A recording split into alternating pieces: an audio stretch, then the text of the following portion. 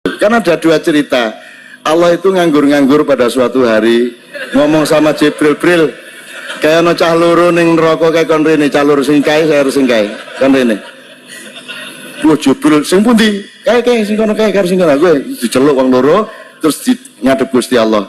Kowe ngopo kok mlebu neraka le? Kata Allah. Terus orang itu jawab, ya Allah, saya mohon ampun, selama hidup saya belum pernah berbuat baik.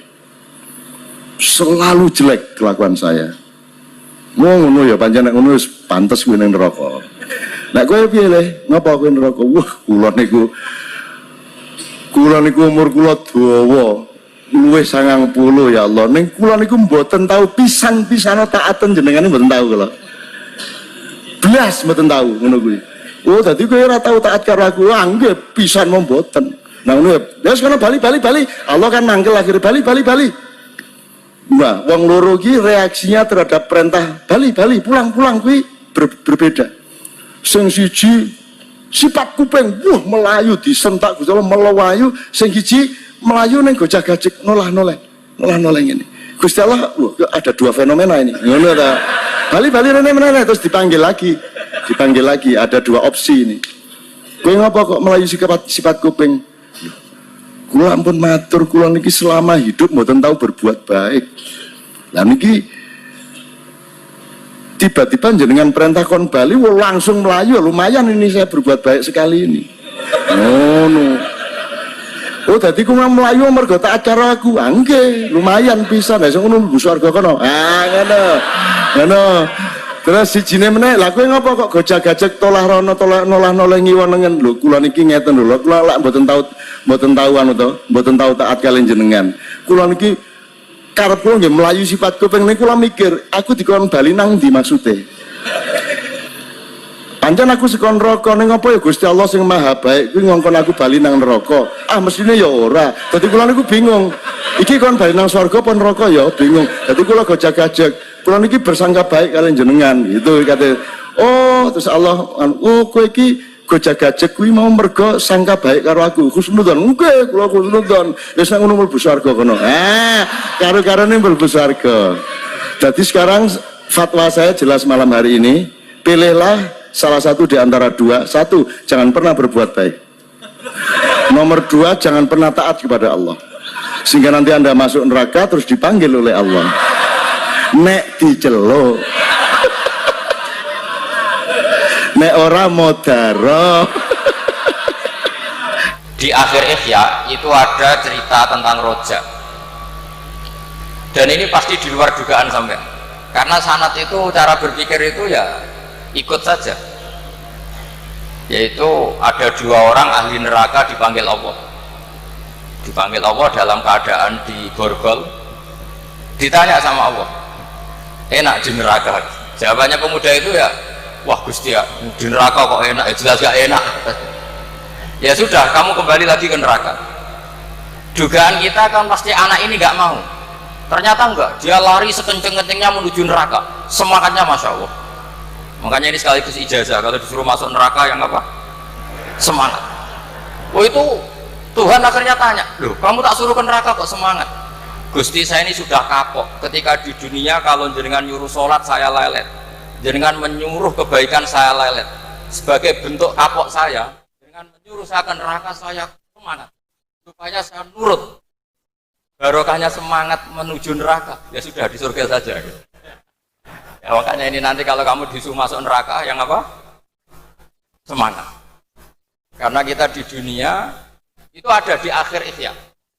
Artinya itu kan di luar dugaan kita, cara berpikir seperti itu di luar dugaan kita. Akhirnya dia jadi ahli jannah. Cerita kedua ya masih di bab yang sama.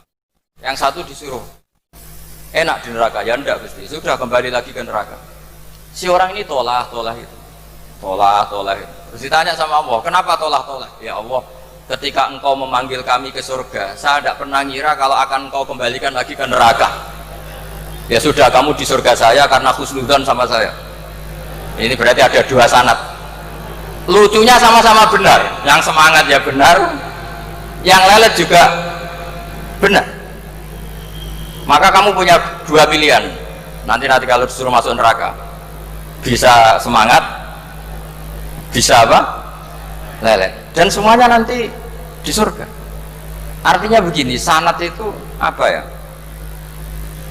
Enggak yang kita duga. Makanya saya mohon siapapun yang mencintai agama ini harus banyak baca. Jangan nuruti emosi, kemudian emosi itu di atas namakan agama. Di Sahih Muslim itu ada cerita, ini termasuk hadis pegangan kan Sahih Bukhari Muslim. Itu ada cerita seorang sujud sama Allah itu kan banget baiknya, sangat baik. Kemudian yang sujud ini diinjek oleh pemuda yang nakal, diinjek.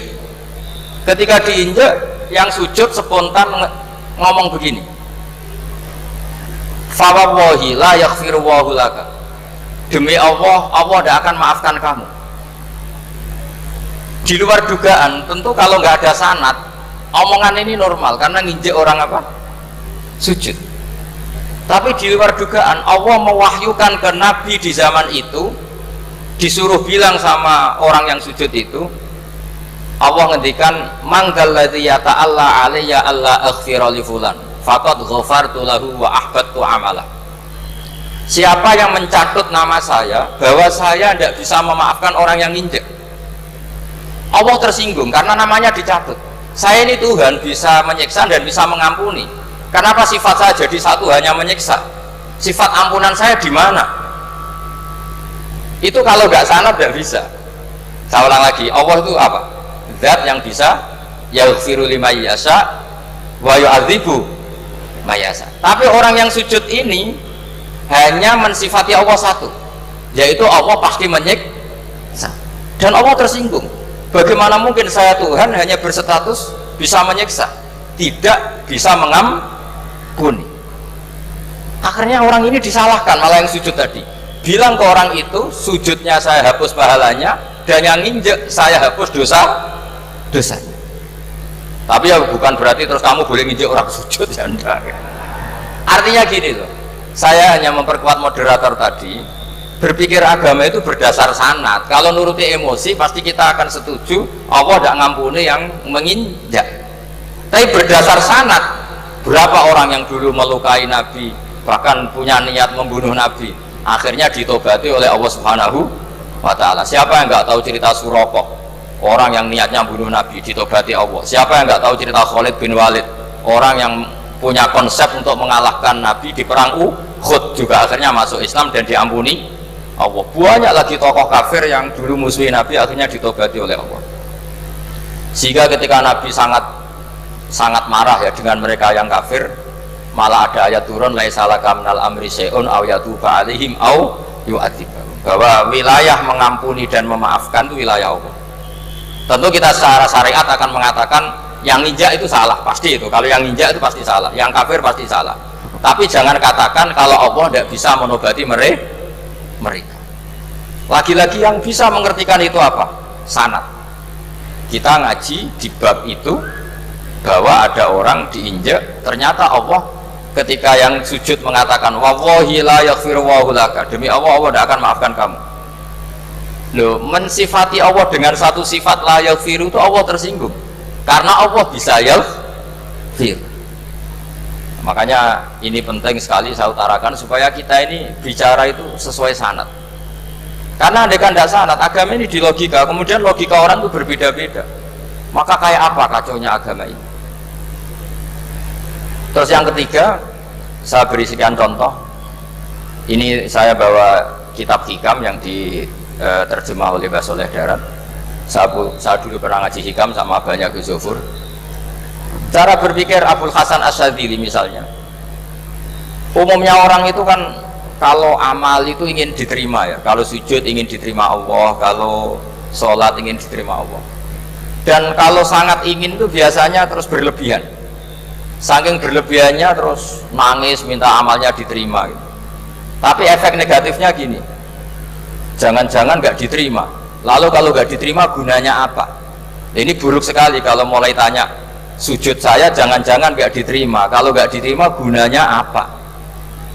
Itu menurut Abul Hasan Asyadzili itu pertanyaan dari setan. Bagaimana mungkin kita pernah menyesal atau menyesali sujud yang pernah kita lakukan untuk Allah Subhanahu wa Ta'ala?